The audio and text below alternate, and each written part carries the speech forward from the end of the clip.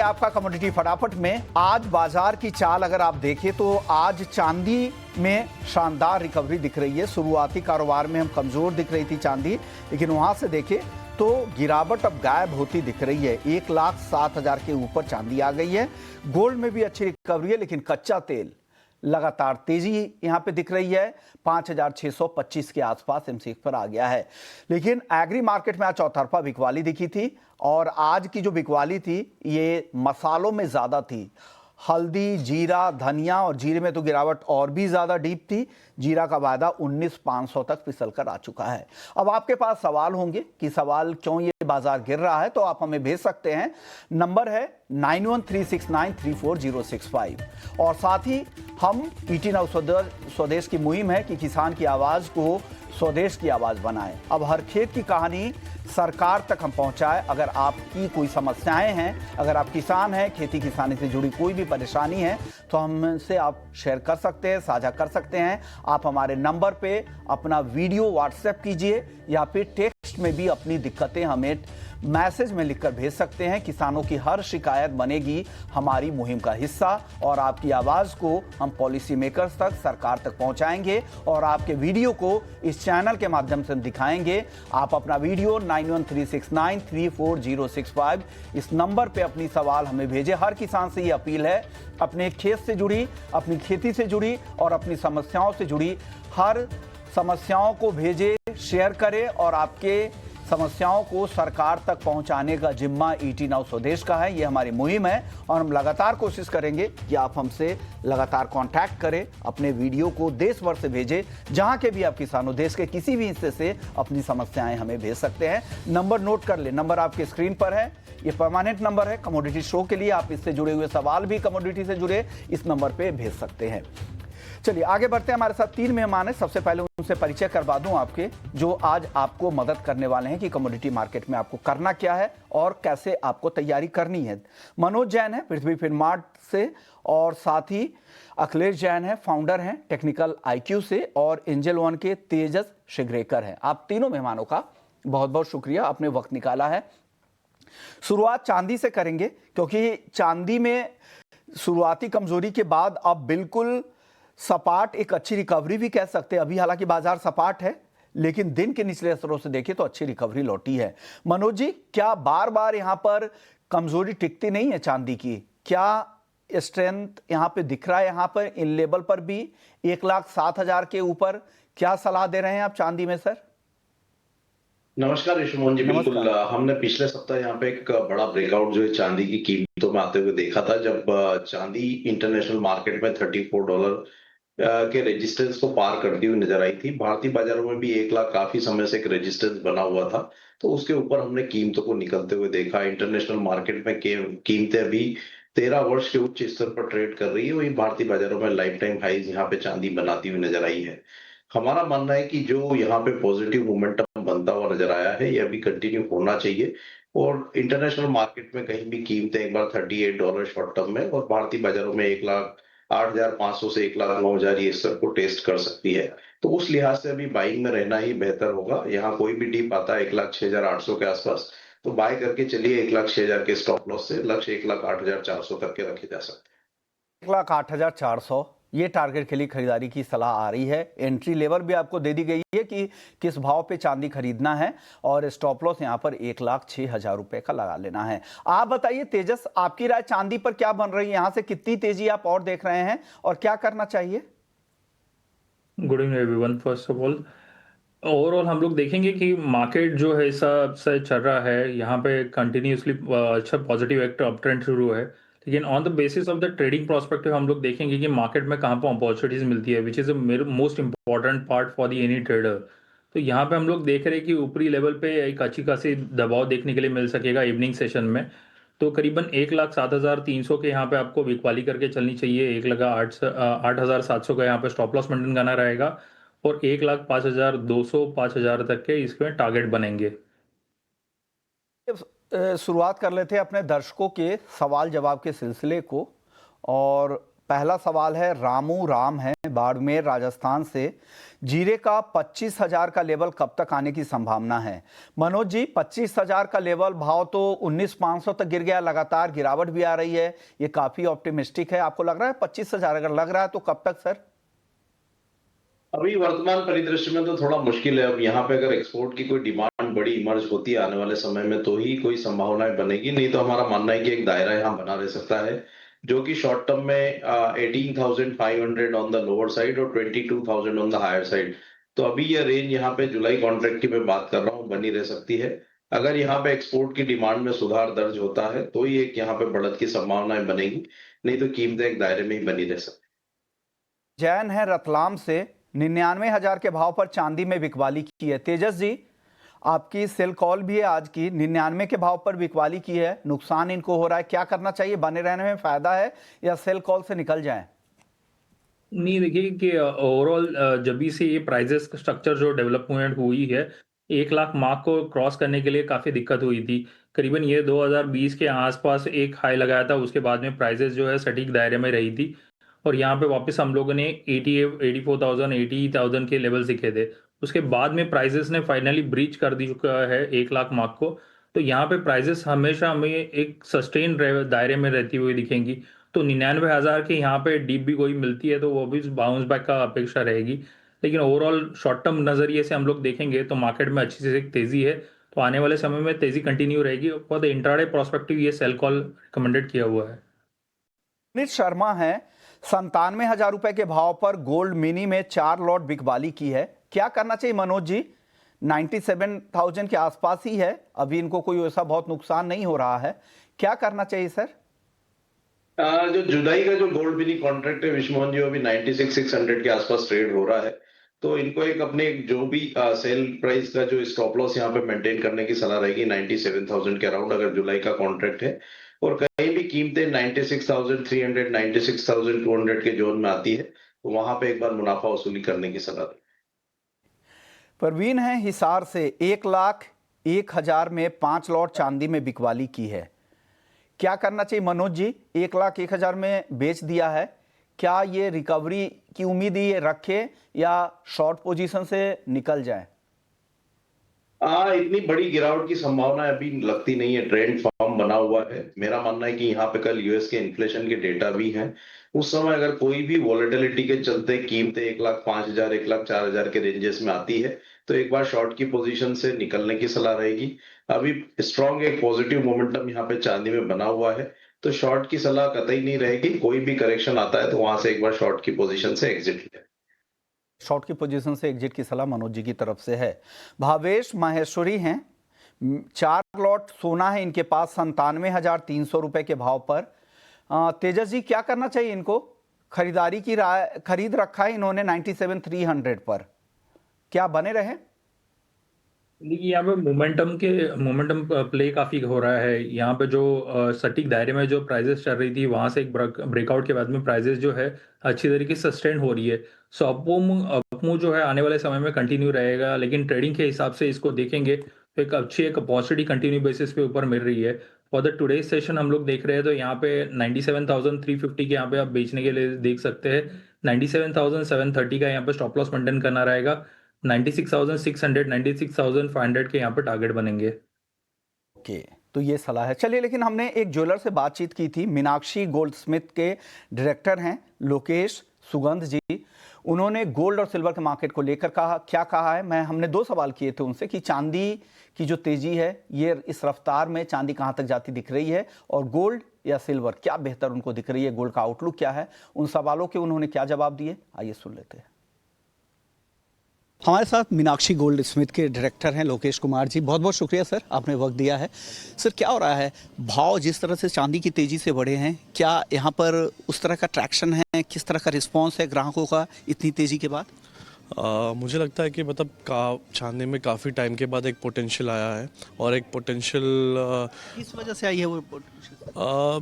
Potential देखते हैं। आज जैसा आपने देखा कि मतलब लास्ट 6 मंथ से चांदी एक रेंज बाउंड में ट्रेड कर रही थी, 90 से लेकर 95, 98, फिर 1 लाख आई, फिर अभी चांदी ने एक सडन जंप मारा है और अभी ऑलमोस्ट ऑल 2-3 ट्रेडिंग सेशन से वो 1 लाख के ऊपर ही क्लोज हो रही है अभी।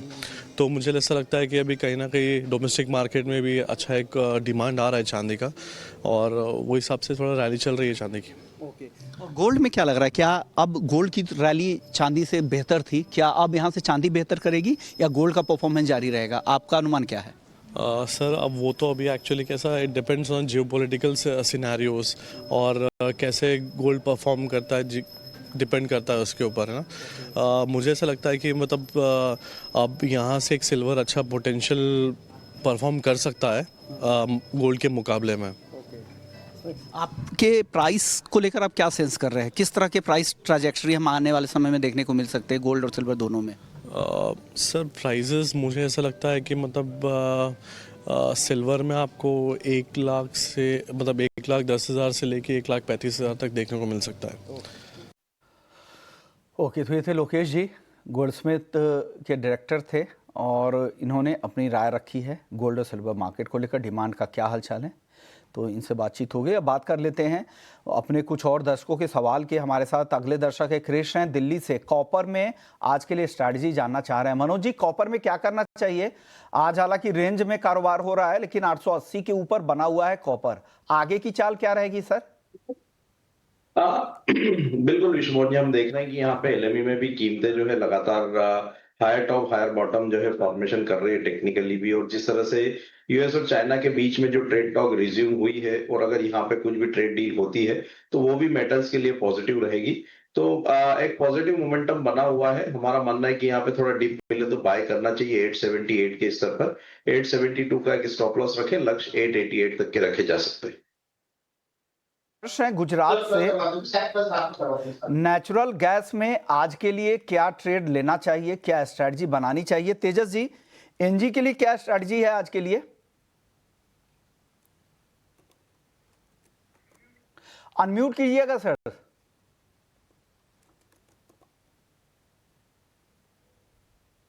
सर आपकी आवाज आ नहीं रही है, आपने शायद अनम्यूट कर रखा है अपने ऑडियो को। Yes sir. ओके सर, हर्ष थे हमारे दर्शक है गुजरात से, ये जानना चाह रहे हैं कि नेचुरल गैस में क्या ट्रेड लेना चाहिए। टारगेट और स्टॉप लॉस दोनों बता दीजिएगा, और एंट्री पॉइंट क्या है और किस साइड की ट्रेड लें। यस सर, यहाँ पे ओवरऑल प्राइस स्ट्रक्चर जो है वो नेगेटिव दायरे में जाते हुए दिख रहा है। यहाँ पे कोई भी बाउंस बैक मिलता है एक सेलिंग कंपॉजिटी बन के आएगी। सो 313 314 के रेंज में आपको बिकवाली करनी चाहिए। 321 का यहाँ पे स्टॉप लॉस रहेगा। लक्ष्य यहाँ पे बनेंगे 300 से लेके 295 तक के। तो यहाँ पे एक ऑप्शन सीरीज से भी आप ट्रेड चुन सकते हैं। यहाँ पे 290 का पुट आप ले सकते हैं, जो करीबन 20 या 19 के आसपास चल रहा है। स्टॉप लॉस मेंटेन करना रहेगा 16 रुपए का। यहाँ पे टारगेट बनेंगे 28 के। तो ये सलाह आपके लिए, हर्ष के लिए है। राजेश वर्मा है अगले दर्शक। चांदी और क्रूड में क्या स्ट्रेटजी होगी? मनोज जी, चांदी की हालांकि आपने बता दी है, आपकी बाइंग की कॉल है। क्रूड में बता दीजिए राजेश जी के लिए क्या राय है? क्रूड में भी एक पॉजिटिव मोमेंटम बना हुआ है, तो हमारा मानना है कि यहाँ ट्रेंड के साथ ही जाना चाहिए, लेकिन फ्यूचर के बजाय ऑप्शन में रणनीति बनाना ज्यादा बेहतर होगा। 5700 की जून मंथ की कॉल ऑप्शन बाय कर सकते हैं 50 के अराउंड। 25 का स्टॉप लॉस रखें, लक्ष्य यहाँ पे 90 तक के रखे जा सकते हैं। ओके, तो ये सलाह क्रूड के लिए। आप बता दीजिए गोल्ड और क्रूड पर एक दर्शक है जो सवाल पूछ रहे हैं कि गोल्ड और क्रूड में क्या करना चाहिए, दोनों पर राय चाहिए। तेजस जी, आपकी राय क्या है गोल्ड में और क्रूड में? गोल्ड में जिस हिसाब से इवनिंग सेशन जो रहेगा वो काफ़ी वॉलेटाइल वाला रहेगा। यहाँ पे जो अभी फिलहाल के लिए बाउंस बैक हुआ है सिंस द मॉर्निंग सेशन, तो यहाँ पे एक सेलिंग के बारे में सोच सकते हैं। 95,350 के रेंज में आप बिकवाली करके चल सकते हैं। 97,730 का यहाँ पे स्टॉप लॉस रहेगा। 96,600 के यहाँ पे टारगेट बनेंगे। एज वेल एज हम लोग देख रहे हैं कि क्रूड ऑयल का परफॉर्मेंस जो है कंटिन्यू बेसिस पे अपवर्ड मूवमेंट पर में है, लेकिन जो जियोपॉलिटिकल टेंशन है और सारी जो न्यूज़ फ्लो हो रही है उससे कहीं ना कहीं पे तो प्राइजेस जो है ओवरबॉट जोन तक पहुंच चुकी है, और उसका इम्पैक्ट लेते हुए प्राइजेस जो है नेगेटिव दायरे में जा सकती है। तो यहाँ पे 5,640 के यहाँ पे आप बिकवाली के बारे में सोच सकते हैं। 5,700 के यहाँ पे स्टॉप लॉस मेंटेन करा रहेगा। 5,500 के यहाँ पे टारगेट बनेंगे। तो चलिए, क्रूड पर दोनों एक्सपर्ट्स की राय आ गई है। बेस मेटल्स में आपको क्या पसंद है तेजस? आज के लिए अगर ट्रेड करना हो तो क्या सलाह देंगे? क्रूड ऑयल में एक मॉर्निंग सेशन में काफ़ी एक तेज़ी बनी हुई थी। यहाँ पे थोड़ा सेलिंग प्रेशर रहेगा और जब भी हम लोग बात कर रहे हैं from the base metal pack के यहाँ से, तो एक कॉपर जो है हायर लेवल पे एक सेलिंग प्रेशर देखने के लिए मिल सकता है। तो 882 से 883 के लेवल्स पे आपके बिकवाली के बारे में सोच सकते हैं। 886 का यहाँ पे स्टॉप लॉस रहेगा। 875 से 874 के टारगेट बनेंगे। ओके। शेख खाजा हैं, हल्दी और जीरा दोनों का प्राइस आउटलुक जानना चाह रहे थे। मनोज जी, हल्दी और जीरा दोनों में आउटलुक अपना बता दीजिए। जीरे में तो अभी यहाँ पे कोई ट्रिगर है नहीं, तो हमारा मानना है कि एक दायरे का ट्रेंड बना रह सकता है। जैसा कि मैंने पहले भी बताया था कि 18,500 से 22,000 का एक रेंज रह सकता है जुलाई वायदा की अगर मैं बात करूं। टर्मरिक में जरूर एक पॉजिटिव मोमेंटम यहाँ पे बना था और पिछले 2 सेशन में हमने अच्छी बढ़त देखी थी। आज मुनाफा वसूली जरूर देखने को मिली है, लेकिन अगस्त का वायदा अगर 14,400 के आसपास आता है तो वहां फिर एक बार बाय किया जा सकता है। आज 14,750 के करीब हमने यहाँ पे क्लोजिंग आते हुए देखी है। तो वर्तमान लेवल से और अगर यहाँ पे लगभग 300 रुपए की गिरावट आती है तो वहां रिस्क रिवॉर्ड फेवरेबल होगा।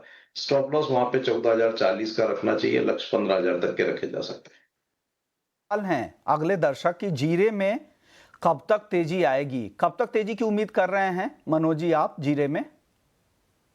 जैसा कि मैंने पहले भी बताया विश्व मोहन जी कि अभी यहाँ पे डिमांड को लेकर के कोई बड़ा ट्रिगर है नहीं। जब तक एक्सपोर्ट डिमांड यहाँ पे इमर्ज नहीं होती है तब तक यहाँ पे एक दायरा जो है बना रह सकता है, क्योंकि सप्लाई साइड बेहतर बनी हुई है और डिमांड को लेकर के कंसर्न्स हैं। तो जब तक यहाँ पे डिमांड इमर्ज नहीं होगी हमारा मानना है कि एक दायरा बना रह सकता है। अगस्त मंथ से यहाँ पे जो फेस्टिव सीजन स्टार्ट होगी तो वहां पे फिर एक बार डिमांड में सुधार देखने को मिल सकता है। अगला 1 महीना यहाँ पे एक दायरा जो है कीमतों का बना रह सकता है। तो अगला 1 महीने यहाँ पर दबाव का ही सत्र रहेगा या दायरे में ही दिख सकता है, उसके बाद तेजी की उम्मीद आपको करनी चाहिए। बहुत सारे ग्राउंड के एक्सपर्ट्स भी आके कह गए हैं कि सितंबर तक जीरे में अच्छी तेजी दिखती है। चलिए अब बात कर लेते हैं दाल की, और सबसे पहले बात करेंगे कि एमपी में अरहर पे यानी तुअर पर मंडी शुल्क को खत्म कर दिया गया है और मध्य प्रदेश सरकार ने कैबिनेट मीटिंग में मंडी टैक्स को अस्थायी रूप से खत्म करने का फैसला किया है। इस पर बातचीत करने के लिए सुरेश अग्रवाल साहब हैं, प्रेसिडेंट हैं दाल मिल एसोसिएशन के। बहुत बहुत शुक्रिया सुरेश जी। सर क्या खबर, ये पूरी खबर को विस्तार से बताइए और इंडस्ट्री को इसका फायदा क्या होगा? मिले थे और बाद में इंदौर आए तब भी मुख्यमंत्री जी से मिले थे। मध्य प्रदेश की दाल मिलों को तुअर, उड़द, मूंग के लिए बाहर से आयात करना पड़ता है। तंजानिया हो, मलावी हो, जिम्बाब्वे, बाहर के देशों से आयात करना पड़ता है। तो मंडी टैक्स के कारण यहाँ दालें महंगी बिकती थी। तो हमने मुख्यमंत्री जी से अनुरोध किया था कि मध्य प्रदेश में जो दाल मिल वाला दाल बना है उस पर मंडी टैक्स की छूट दी जाए, क्योंकि वो दाल बना रहा है, वो रॉ मटेरियल को खड़ा नहीं बेच रहा है। तो माननीय मुख्यमंत्री जी ने गंभीरता से समझा और तुअर और मूंग को तो नहीं दिया, मगर अरहर को जो है तुअर पर मंडी शुल्क, आज मंत्रिमंडल की बैठक हुई थी भोपाल में, उसमें मंडी टैक्स से छूट प्रदान की है स्थायी रूप से, परमानेंट, कि हम जब भी अब तुअर मंगाएंगे और उसकी दाल बनाएंगे तो हमको मध्य प्रदेश में टैक्स नहीं लगेगा। किंतु साथ में मूंग और उड़द की भी हमने अनुरोध किया था, उस पर सरकार गंभीरता से विचार कर रही है। आज उन्होंने तुअर पर मंडी टैक्स समाप्त किया है। अब देश के बाहर से और मध्य प्रदेश के बाहर से कहीं से भी तुअर इंडिया की मध्य प्रदेश में आएगी तो उसको दाल मिलर को मंडी टैक्स नहीं लगेगा। ये मध्य प्रदेश सरकार ने आज मंत्रिमंडल की बैठक में कैबिनेट में निर्णय दिया है। मुख्यमंत्री जी को बहुत बहुत धन्यवाद कि दाल इंडस्ट्रीज के हित में मध्य प्रदेश में यह निर्णय हुआ है और उनको साधुवाद, धन्यवाद। बात है, आप लोग की लगातार डिमांड भी थी, आप जब भी डिमांड रखने जाते थे तो आप वो शेयर करते थे भी कि आज मिलकर आए हैं, अपनी डिमांड रखी है। आगे सर मैं एक सवाल कंज्यूमर के लिहाज से पूछना चाह रहा हूं। दालों के दाम मंडियों में तो काफी कम हो रहे हैं, लेकिन रिटेल में उस तरह का पास ऑन नहीं हो रहा है, ग्राहकों को उसका फायदा नहीं हो रहा है। देखिए रिटेल में जो होता है, हाँ। अगर मंडियों में और थोक में दाल कम होते हैं, भाव कम होते हैं, तो उसका इमीडिएट इफेक्ट आता है, मगर कंज्यूमर का जो है वो धीरे धीरे आता है, क्योंकि हम लोग जो दाल बेचते हैं वो रिटेलर को, सेमी रिटेलर को जाती है, सेमी रिटेलर उसको धीरे धीरे करता है। इस पर हम भी चिंतन कर रहे हैं कि ये कम होना चाहिए, मगर वर्तमान में देश में तुअर दाल की एकदम न्यूनतम से न्यूनतम कीमतें हैं, काफी कम है, जो समर्थन मूल्य है उससे भी काफी कम है। उपभोक्ता को बहुत सस्ती दाल उपलब्ध हो रही है। अभी भारत सरकार ने मटर का आयात किया है। अभी मैं दिल्ली में जाके माननीय सचिव महोदय से मिल के भी आया और कल मूल्य आयोग की मीटिंग है, उसमें भी मैं कल दिल्ली में ये बात रखूंगा। और सस्ती दाल उपलब्ध हो, इसका प्रयास सरकार भी कर रही है और होना भी चाहिए। अब रिटेलर जो है वो थोड़ा सा इसमें कहीं ना कहीं त्रुटि कर रहे हैं, तो उसको देखना सरकार की जिम्मेदारी है। अच्छा, रिटेलर के साथ एक दिक्कत ये होती है कि सेमी रिटेलर बीच में आ जाता है, होलसेलर बीच में आ जाता है, तो 3-3 हाथों से दालों का डिस्ट्रीब्यूट होता है दाल मिल के बाद। तो हर जगह लोडिंग अनलोडिंग, उसका किराया, उसका भाड़ा, उसका कमीशन, उसका मार्जिन, ये सब समस्याएं भी उसमें उत्पन्न होती है। तो रिटेलर में और इसमें थोड़ा सा अंतर रहता है। उम्मीद करते हैं कि ग्राहकों को फायदा मिले, क्योंकि सरकार की जो कोशिश है, अगर पीले मटर का ड्यूटी फ्री इंपोर्ट हो रहा है, बाकी दालों का हो रहा है, तो उसको सरकार की कोशिश यही है कि अगर किसानों को नुकसान हो रहा है तो कम से कम ग्राहकों का तो फायदा हो। किसान की भरपाई तो एमएसपी से हो रही है, तो कम से कम कंज्यूमर्स के हित की बात हो, वो नहीं हो पा रहा है। उसमें काफ़ी फर्क है मंडियों में और ग्राहकों के हाथ में जो मिल रहा है उसमें। शुक्रिया सर, आपने वक्त निकाला और दोनों ही खबरों पर अपनी राय दी। चलिए आगे बढ़ते हैं। एक और खबर यह है कि मसालों का रिकॉर्ड एक्सपोर्ट हुआ है FY25 में। एक्सपोर्ट के जो आंकड़े हैं वैल्यू टर्म में देखें तो 4.72 बिलियन यानी 472 करोड़ डॉलर का यहां पर FY25 में मसालों का एक्सपोर्ट हुआ है और 6% ये एक्सपोर्ट बढ़ा है इस फाइनेंशियल ईयर में। और मिर्च के एक्सपोर्ट में वैल्यू के हिसाब से 11% की गिरावट जरूर दिखी है, लेकिन वॉल्यूम के हिसाब से, मात्रा के हिसाब से देखें तो 19% की ग्रोथ, यानी 19% ज्यादा एक्सपोर्ट मिर्च का हुआ है। हल्दी का एक्सपोर्ट 51% बढ़ा है और साथ ही जीरा, काली मिर्च और इलायची के एक्सपोर्ट में भी अच्छी ग्रोथ देखने को मिली है। और भारत ने 2030 तक $10 बिलियन के मसाला एक्सपोर्ट का लक्ष्य रखा है। तो ये एक अहम अपडेट है आपके लिए। मसालों की बात हो रही है तो मनोज जी से एक टेक ले लेते हैं। हल्दी और जीरा पे तो बात हो गई थी, धनिया की बात, क्योंकि धनिया भी काफी कमजोर हो गया है। मनोज जी, धनिया में अब क्या इस गिरावट के बाद और गिरावट दिख रही है क्या आपको धनिया में?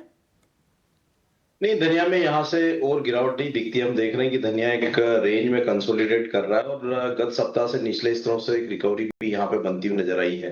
तो हमारा मानना है कि अब यहाँ पे 6,900 6,850 एक स्ट्रॉन्ग सपोर्ट रहेगा जुलाई कॉन्ट्रैक्ट की, अगर मैं बात करूं तो। और ग्रेजुअली कीमतें कहीं भी 7,400 की तरफ जो शॉर्ट टर्म में आती हुई नजर आएगी। तो धनिया में अब यहाँ से गिरावट की जो संभावना है वो कम प्रतीत होती है और ग्रेजुअली यहाँ से 250 से 300 रुपए तक का सुधार जो है आने वाले समय में देखने को मिल सकता है। चलिए, तो ये मसालों की कंप्लीट बात हो गई है। ग्वारसीड ग्वारगम की चाल अगर देखें तो आज करीब 0.25% की गिरावट ग्वारगम में 9,440 रुपए पे ग्वारगम बंद हुआ है।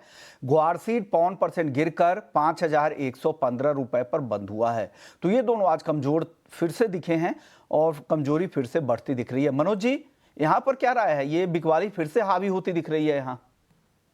एक दायरे का ट्रेड देखने को मिल रहा है। काफी समय से हम देख रहे हैं, अगर ग्वारसीड की बात करें तो यहाँ पे 5,050 से 5,250 का जो एक रेंज है वो बना हुआ है और ऊपरी लेवल से मुनाफा वसूली देखने को मिली है। लेकिन हमारा मानना है कि जिस तरह से यहाँ पे राजस्थान में जो स्ट्रॉन्ग जो है टेम्परेचर बना हुआ है और उसके चलते सोइंग में थोड़ी डिले हो सकता है।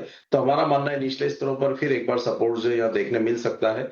जुलाई का वायदा 5,150 के स्तर मिले तो बाय कर सकते हैं। 5,140 के स्टॉप लॉस से लक्ष्य वहां पे 5,230 तक के रहे। चलिए, तो ये राय है ग्वारसीड को लेकर। 5,230 के टारगेट के लिए खरीदारी की सलाह यहाँ पर आ रही है। लोअर लेवल पे खरीदने की सलाह है मनोज जी की। शुक्रिया मनोज जी आपका, तेजस आपका, आप लोगों ने वक्त निकाला, हमारे दर्शकों को बताया कि उन्हें क्या करना है कमोडिटी मार्केट में। चलिए, कमोडिटी फटाफट को यहीं समेटेंगे, लेकिन जाते जाते फिर से आपको बता दें कि अगर आप किसान हैं, अगर आपकी खेतों से रिलेटेड, किसानी से रिलेटेड कोई भी समस्याएं हैं, फसल से रिलेटेड कोई भी समस्याएं हैं, तो उसका वीडियो बनाकर, अगर वीडियो नहीं बना सकते हैं तो टेक्स्ट में भी लिखकर आप हमें मैसेज भेजें। नंबर है 9136934065। इस नंबर पे आप अपने मैसेज को भेजें, वीडियो को भेजें और आपकी आवाज़ को हम सरकार तक पहुंचाएंगे, पॉलिसी मेकर तक पहुंचाएंगे और आपकी हर समस्याओं को हल करने की कोशिश की जाएगी इस प्लेटफॉर्म के माध्यम से, क्योंकि हम आपकी आवाज़ बनेंगे। किसान की आवाज़ स्वदेश पर हम पहुंचाएंगे सरकार तक। चलिए, इसी नोट पर इस खास पेशकश को यहीं समेटेंगे। ब्रेक के बाद भी खबरें यहाँ पर चलती रहेंगी, तो आप कहीं मत जाइए, बने रहिए हमारे साथ।